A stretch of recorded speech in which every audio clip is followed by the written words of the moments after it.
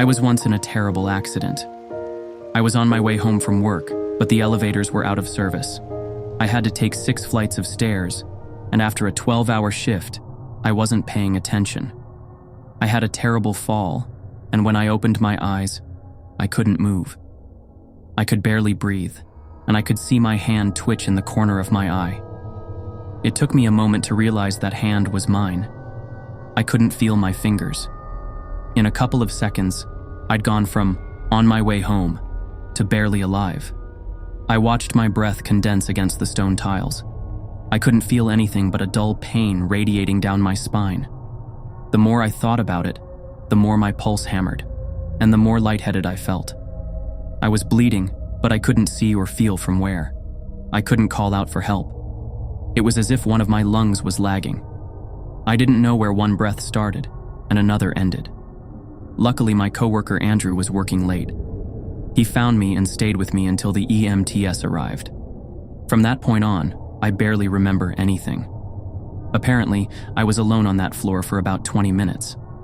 I was lucky to be alive. It wasn't a full-on broken neck, but a severe fracture. I had to go through countless surgeries. Thank God it happened on company property, and that I was fully insured. Not only did I get the best possible treatment money could pay for, but they also authorized any additional payments for pretty much whatever my doctor would recommend. But despite that, I was a wreck. Looking back at that time, I was barely alive. I was just waiting for life to come back, but it never did. I improved, but they could tell early on that I was suffering from nerve root damage. It left me partially paralyzed in my right leg. There were a couple of other issues that would flare up from time to time, but nothing life-threatening. Just little things, like a random pain in my ring finger or hearing a snapping noise when I yawned. But coming to the realization that I wasn't going to make a full recovery was devastating.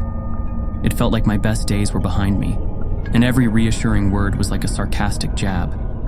Over time, I got back on my feet. I went from a wheelchair to crutches to a cane over the course of a year and a half, but no matter what I used, the pain was always there.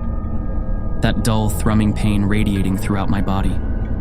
And every now and then, I'd get a shortness of breath when standing up, bringing me right back to that memory of my face pressing against that floor, watching my shallow breaths condense on the stone tiles. While I tried to get back to work and resign myself to a new normality, there was always that nagging feeling in the back of my mind that I was living a lesser life. So while I kept up appearances, I was resenting what I'd become. So during lunch breaks and countless late nights, I found myself wading through medical articles, expert opinions, and journals detailing experimental treatments. Nothing was decisive. There were no secret tricks. It didn't matter if I had $100 to spend or 100 million. There simply was no way to magically get better. So I looked further. Alternative medicine, obscure YouTube videos. Everything from nutritional supplements to faith healing, but it was all noise. Nothing was pointing me to a solution. After months of obsessive searching and consultation, all I got was recommendations for pain medication. There was nothing else. Then came a late September night, which set me on a new path. I was browsing the blog of a woman who'd gone through a similar experience as me, and she was documenting the many struggles she faced along the way. I spent a couple of hours reading her thoughts and watching a couple of shorts when I noticed something in one of her comment sections. There were rarely any comments at all, but this one stood out. It just said S-Brone. That could mean 1,000 things, but to me it sounded like medication. I had heard them all at that point. I had a whiteboard with a top 250 list of various quack solutions I'd heard, and this one wasn't on there. While I was skeptical, it was still another lead. There were no responses referencing this, there were no video replies, and the account had no other comments. All I had to go off was S-Brone and the nickname of the poster, Luvia. It's Spanish for rain. I figured it might be a kind of supplement or off-the-books medication, so I followed the trail. I searched for all kinds of combinations of rain, broken neck, S-Brone, and a bunch of other topics. It took me days, but one combination of words sent me down a rabbit hole that pointed me at a lead. It was one of those sites where you could secretly rate your workplace. A couple of disgruntled workers had rated an employer of theirs particularly low. There were no mentions of S-Brone, but I think the algorithm latched onto it for some other reason. They wrote as such. My supervisor has been an absolute bitch since her accident. Constant unpaid overtime, threats and accusations. She's taking it out on everyone. I don't care if she's in a wheelchair. She's single-handedly tanking this department. Then, on the bottom of the review, an addendum, added about 2 months after the initial posting. Edit, out of the wheelchair, and still a bitch. Don't work here. It didn't take me long to look that company up, and a name immediately popped out. Rain Calloway. It was a long shot, but it sounded like this person had overcome a grievous injury. Maybe there was something there. She worked at an investment company with a local office. I could drop by at lunch and hope for the best. I went to see Rain the next day. While the lead was tenuous at best, I felt like I had to try.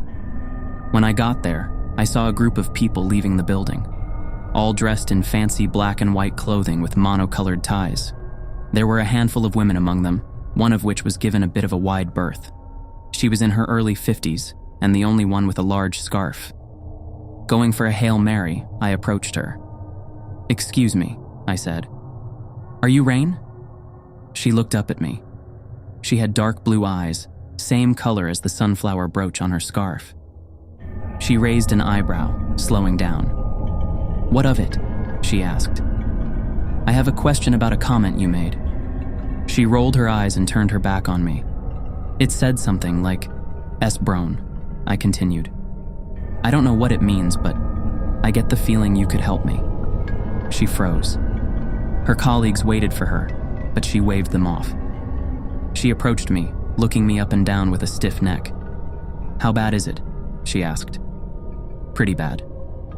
"Bad enough to get in trouble for it?" "If I can get rid of it, yeah." "You can," she nodded.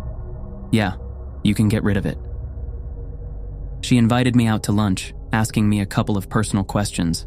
I told her about my accident and the lingering issues I had. She, in turn, talked about getting hit by a car. She had been paralyzed from the waist down for 2 years, but obviously she wasn't paralyzed anymore. I looked up from my salad. Rain had this intense stare, like she was weighing my soul. "So what's the secret?" I asked. "There's a guy," she explained, "but it's gonna cost you." "I got some money put away," I sighed. "Just give me a number." "Not that kind of cost," she said, shaking her head. "But we can figure it out." We exchanged contact information. As I left, the pain in my leg was worse than ever. The prospect of getting rid of that pain kind of emphasized it. It was like having a cut on the tip of your tongue. You can't stop poking at it once you know it's there. That night, as I went to bed, I got a text message. A time and a place. No details. Looking it up online, it seemed to be a hotel, but I got no room number, no directions, nothing. The next day, I went straight from work to that hotel. I'd dressed up in a business casual blazer and hoped they wouldn't stare too long at the cane. Then again, if these people worked with those who'd been in accidents, chances were they wouldn't even notice the cane. But why the secrecy? I got to the hotel at about 6 p.m. A pretty fancy place, at least 4 stars. There was a small fountain in the lobby with black marble floor. It smelled of flowers and chemicals. As soon as I entered the lobby, there was a man by the elevators waving me over. "This way, sir!" He pressed the button for the 12th floor for me, but didn't say anything. It was as if I was supposed to know what to do already. I stepped into the back of the elevator, trying my best to stay calm. 100 thoughts ran through my head as music played. I had no idea what to expect, but I sure as hell didn't expect what I got. The doors opened to a scene straight out of a movie. Wide open double doors, guarded by burly men with visible gun holsters. I could smell cigar smoke all the way out in the hallway. There was live music playing from one of the rooms further in, as these gorgeous, marble-sculpted people wandered back and forth, serving hors d'oeuvres from silver platters. I got a lot of curious eyes on me, but they calmed as soon as they noticed the cane. Stepping forward, one of the doormen stopped me. I thought he was going to check my identification or ask me to leave. Instead, his features softened. "You need any help, sir?" No, I'm good," I said. "Thanks." Enjoy your stay. There were about 25 guests in total, catered to by a staff of about a dozen. It was hard to get a good read on the other attendants, both because of the dim lighting and cigar smoke, but also because a lot of them seemed busy. Some were stuck looking through their phones, while others were having intimate conversations with one another and the servants. "You lost there, boyo?" I turned around to see a man that can only be described as a living scarecrow. At least 6 feet 7 inches, pale, with white hair combed back and gelled, intense blue eyes hidden behind a pair of sunglasses. "I think you're looking for the man in the inner sanctum," he continued. "Just follow the crutches." "The crutches? Can't miss 'em." And with that, he left. Just like he'd said, there were crutches covering the western wall, some short, some long, some old. There was a wooden one that looked like it was about to fall apart. There were a couple of display cases lining the wall, showing off various strange items. The first one that caught my eye was half a human skull, dipped in silver. There was a plaque next to it. The Society of Broken Necks. That was it. S. Brown. It was a shortened code for whatever this group was, and the half skull was an icon. But what the hell had I gotten myself into? Was it a cult? I was browsing the many strange items displayed, trying to figure out what kind of people I was dealing with. For example, there was a film reel for something called The End of Eternity, with a framed certificate of authenticity from director Roy Hampton. I was reading through the fine print when someone tapped my shoulder. Rain. "He got a copy from the congregation at the 12th Sky Assembly," she said. "Insane people, but they got all kinds of stuff." "Is it any good?" "I haven't seen it," she smiled. "I don't think you're meant to." "Then why have it?" "Because others don't." It was time to meet the man of the hour. I never got to know his full or real name, but they all called him Garland. First time I saw him, he was sitting in what can only be described as a leather throne. He kept his hands in 2 bowls of magenta-colored sludge, like a porridge. It smelled of chlorine and artificial flowers. Garland was the kind of person where you can't tell how old they are. He had the face and hair of a teenager, but the gray in his beard stubble suggested he was older than he appeared. I couldn't get a good look at him, though. I could barely see anything through the dark and the smoke. Rain went ahead, clearing the way for me. Approaching him, she turned to introduce me. "I brought you a special friend," she said, pointing at me. "I can see that," Garland smiled. "Nice cane." He leaned back in his seat, keeping his hands soaked. He was very deliberate in his movements, like he explored every single muscle. Without breaking eye contact, he nodded at me. "I can help you with that." The rest of that night, I was one of the in crowd. I literally just had to hold out a hand to get a drink. Turns out, Garland co-owned the place. He was a silent partner to a variety of hotels, motels, hostels, and event planning services. They were currently working with a partner up north, aiming to acquire some cheap new locations in Alaska and northern Canada. I didn't like the way he said it, though. It kinda sounded like there was someone doing something they shouldn't. At some point in the middle of the night, I had a sit-down with Rain. She was a bit tipsy, so she took the time to explain her relation to Garland. "I was paralyzed," she said. "Waist down, completely paralyzed." "And it got better?" "Better?" she laughed. "Better than I've ever been. 1 session with Garland, and that's that." "1 session?" "1 session." She smiled as we clinked our glasses. "I could do 1 session. I'd pay a lot for that." I stayed there until early morning, just about an hour before the break of dawn. As I stumbled out, one of the doormen called me a cab and put a card in my wallet. A time and a place. I could barely wait. While I didn't trust this man, the results spoke for themselves. The thought of going back to normal ached in me even worse than the dull pain in my leg. The day before the meeting, I was proofreading an addendum to a contract. I'd been working on that thing all day, and I wasn't even trying to seem interested. It was boilerplate stuff, and I considered just approving it as is without any clarification. I could barely pay attention anyway. Still, I soldiered on. I was on the last page when I got an email from a throwaway account. The initial line read, Our dearest broken neck friend.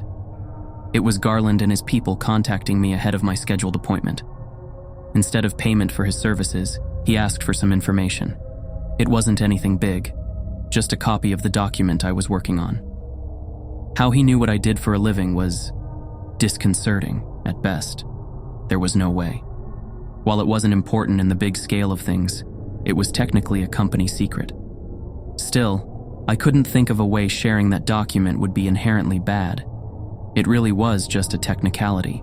I wasn't thinking of anything but myself, I guess. I wanted to feel normal, and having that within my grasp was too enticing. I'd gone too far and seen what kind of people they were. Say what you will about Garland and his lifestyle. There was something more to it, something mystical. I sent the document and covered my tracks. Looking back at it, it was dumb. I know. I'm sure you've done your fair share of stupid things behind closed doors as well. I went to see Garland at the hotel the next day. There was a small room hidden away in the spa, behind an unmarked door. It was easy enough to spot. Rain was waiting for me. "You ready?" she asked, not looking up from the floor. "Yeah," I said. "What are you doing here?" "I'm your sponsor," she explained. "I'm responsible." She nodded at me and tapped on the door. It swung open. It was a plain white room with a single comfortable chair. It had the same strange chlorine smell that I'd noticed last time I met Garland, the stuff he rubbed on his hands. Rain motioned at me to sit down, so I did. I think I must have dozed off. At some point, Garland was just there. I never heard him enter the room, and he hadn't been there when I first arrived. And yet there he was. Rain welcomed him. Seconds later, a cold pair of hands brushed my hair away, and another gently covered my eyes. "Try to relax," Garland said. "This won't take a minute." And it really didn't. It's hard to explain the sensation. It felt like sinking into a warm bath after a long day, like I'd had a full night's sleep after a big dinner. My joints relaxed and all the pain just melted away. As the pain in my leg evaporated, I almost cried. There was a tap on my shoulder, and when I opened my eyes, it was just me, and I felt fine. The next few days were amazing. I could literally dance all the way to work if I wanted. I slept better. Food tasted better. My hair felt thicker, and my skin got a bit of a sheen. Everything was just better. The only thing I noticed was that the muscle in my leg was still a bit off. It was as if the damage was still there but hidden away. I was so thankful. I would have done anything if Garland came asking. And it didn't take too long before he did. Another email dropped, this time asking for a whole slew of documents on our next project. Secret stuff. The kind you can go to jail for talking about. And while I was thankful, I had no intention of incriminating myself. Garland didn't like that. Not one bit. I got one last message from that automated email address. "I can take it all away," it read. "You got 10 minutes. I didn't know what to believe, but given how suddenly I'd gotten rid of that pain, it wouldn't surprise me if it was just as simple to return it. At that point, I still thought it was some kind of alternative medicine kind of deal. Maybe that was the scam, having to go back for refills. Either way, I wasn't about to let it all go to waste. It was just words on paper. It couldn't hurt me. Besides, there were plenty of people at that party who'd probably colluded with Garland for a long time, and they seemed fine. So I justified it, over and over, trying to make it seem like a good idea. So yeah, I sent him whatever he wanted. Seconds later, I got invited back to the hotel, and that's sort of how it went for some time. Garland would check on me, and I'd send him copies. He'd invite me over to the hotel for pretty much whatever I wanted. And yeah, I knew it was bad, but I felt amazing. It was impossible to feel bad about my choices when everything in my body was screaming at me that this was the right thing to do.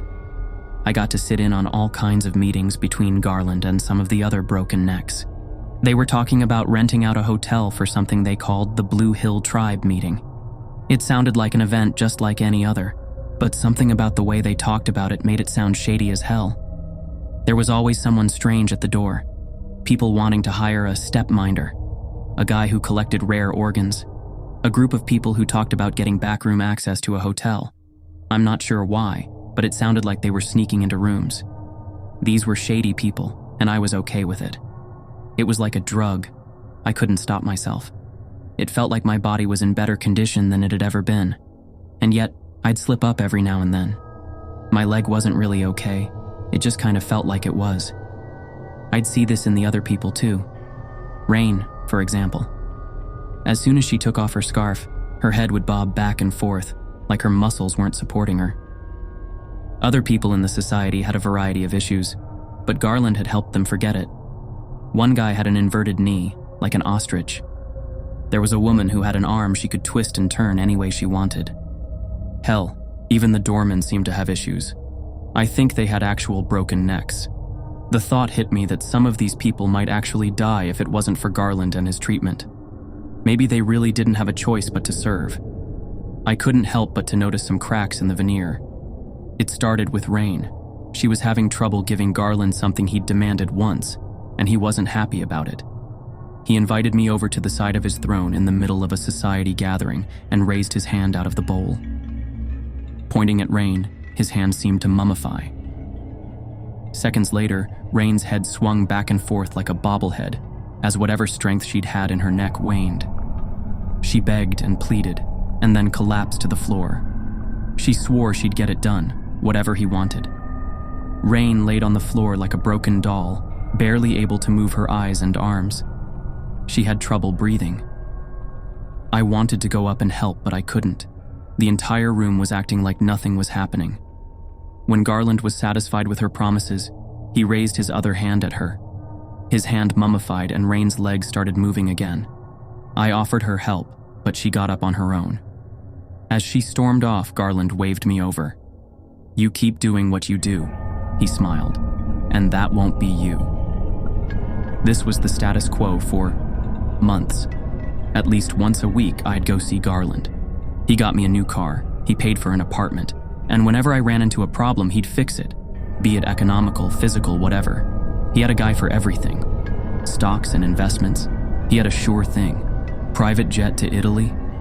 On the ground in 6 hours flat, no questions asked.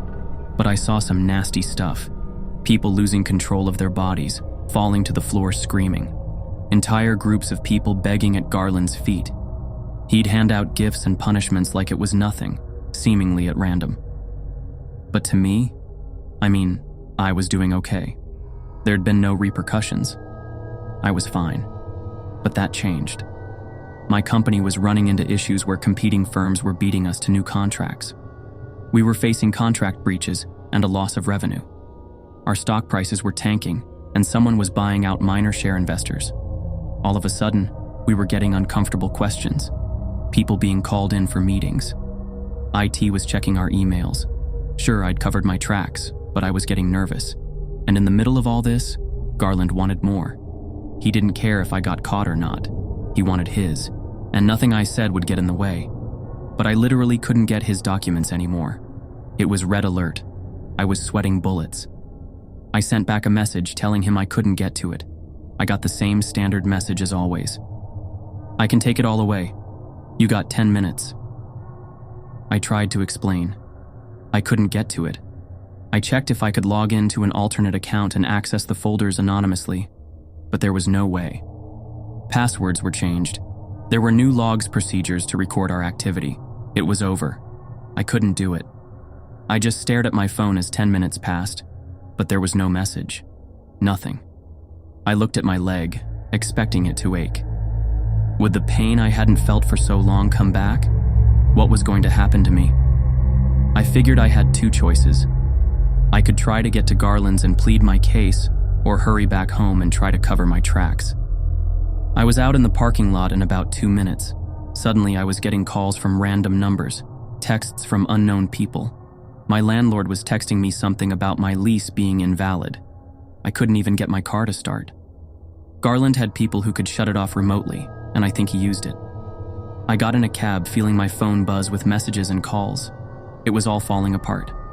I'd failed Garland, and he was pulling the rug out. I had some incriminating stuff on my home computer that I had to clear, but that was it. Just one little car ride, and that'd be that. About halfway to my place, the taxi stopped. It just pulled over by the side of the highway. The driver leaned back. "I'm on break," he said. "Supervisor said I'm taking a break. You can't just, I gotta get home. I'm on break, but I gotta, on break." Didn't matter what I said. I was stranded. I got out, and the moment my feet touched the asphalt, he sped off. I was standing by the side of the highway, screaming at him to come back. It was already dark outside, and all I saw were anonymous cars speeding past at 75 miles per hour. I could barely navigate anything on my phone. I kept getting pop-ups. They had devolved from messages to constant spam. My internet connection was down too. Garland was pulling out all the stops to show his disapproval. I managed to get to a diner further down the road. Old-timey place, meant for about 12 guests at most. There were just a handful of other people there, mostly truckers. It sort of looked like a refurbished bus with a kitchen welded on. I hurried inside, asking if I could borrow a phone to call a cab. The 2 other guests followed me with their eyes, unsure of what to make of me. The owner didn't seem to mind. She could tell I was having a rough day. She picked up her phone and dialed a number. I barely got the time to sit down before I saw her expression change. Someone was calling her. I was probably being tracked. She turned to me, looking through a hole in the kitchen door. She shook her head and told me she was sorry. Moments later, she was out the door, and the lights went out. 3 men entered the diner. The 2 truckers looked at them, then me, and promptly left. It had barely been a couple minutes, and sure, I was stronger and healthier than ever, but I couldn't take on 3 people. As the front door closed, I heard the click of a telescope baton unfolding.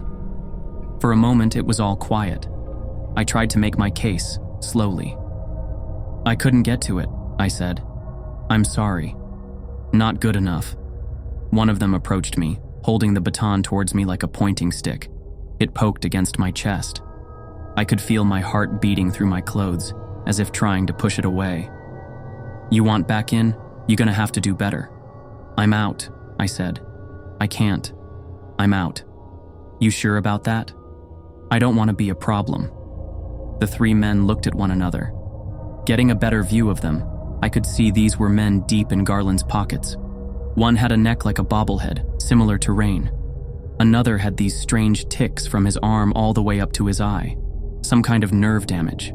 And the third, the guy with the baton? His eyes were pale white, like he was supposed to be blind, but he clearly wasn't. "He's gonna ruin your life," the blind man said. "Ain't no question about it." "He already has." The 3 of them gave each other a curious look, and I saw an opportunity. Their guard was down, and I had a clear shot to the front door. Neither of them had locked it. I had to go for it. I burst into a sprint, barely making it past the first 2 and pushing aside the third. I flew through the door, stumbling out onto the parking lot gravel. There was a single light post overhead, casting the parking lot in long shadows. Another dozen or so people waited for me outside, some with crooked legs and backs. One woman with no lips. A man with an open gunshot wound to the neck. These weren't the people you'd see at the parties. These were the secret backbone that kept Garland and his group floating. These were the real broken necks. The people who brought the money in. One more ghoulish than the next, they circled around me with knives and guns. One guy was carrying a car battery and cables tossed over his shoulder. "Bad move," said the blind man. "Real bad move." I tried to make a run for it, but it was too late. I got grabbed, pushed back, and the circle tightened. Someone had a bad lung, making their laugh sound like a stalling engine. A baton strike to the back of my leg put me on the ground. It didn't matter what I said or what I promised. They weren't having it. These were people that, without Garland and his touch, they'd be dead or worse. I was just a sellout with a bum leg. They'd done far worse to far better people. And they were going to do something far worse than just mess up my leg. I'm not going to go into detail on the 20-minute abuse I lived through. The cuts, the beatings, the gasoline waterboarding. All from a crowd of broken bodies, crooked smiles, and heaving laughter. I remember a darkness descending on me as my head desperately tried to carry blood to my brain. I was dipping in and out of consciousness, waning back and forth between begging for it to end and hoping I could pull through, that some miracle would show itself. Instead, I heard Garland. As the beating stopped, his voice boiled its way into my blood-stained ear. "I could fix you, you know," he said. "If I did, I could put you right back here. That's a strong incentive." He stepped back. I heard the crowd compose itself, ready for anything. "But what's the point?" he sighed. "You're not trustworthy. You're nothing." He brushed some of my hair aside, and with that he left. And through all the burning wounds and scathing clothes, I felt something in my leg. That everlasting, dull, throbbing nerve damage. True to his word, I was right back to where I started. One of the truckers who'd been at the diner had called the cops, but they conveniently only showed up after the beating was over. And from what little I heard through my swollen ears, they weren't really there to check on me. They were there from an anonymous tip pointing me out as an insider in breach of contract. I was still in the hospital when I got the news. I lost everything. My job, my apartment, my car, my phone, my savings. Hell, even my freedom. Someone had served the prosecutor a case on a silver platter. 4 years was the best deal I could get. I was looking at up to 12 if I went to court. Nowadays, that life is behind me. It feels like yesterday, and the scars are still there. I know I fucked up. I know a lot of this was my own doing, and I accept that. I'm being honest. I thought I could get away with it. When you're in that cloud, in that inner circle, it all just feels right. Not just physically, but socially. I've seen Rain a couple of times. She's back in her wheelchair. I don't think Garland appreciated her role as my sponsor, but she's not out of his good graces yet. She still has her job, and she refuses to talk to me. I think Garland is keeping her on a short leash, and if she does well, she might have a way back in. But me? I'm out. I don't know what the society does nowadays, and I'm not sure I want to know. I don't want anything to do with that part of the world anymore. I guess I should be thankful they didn't take me out completely. Maybe I'm worth more as an example. Once I publish this, I'm sure they'll notice.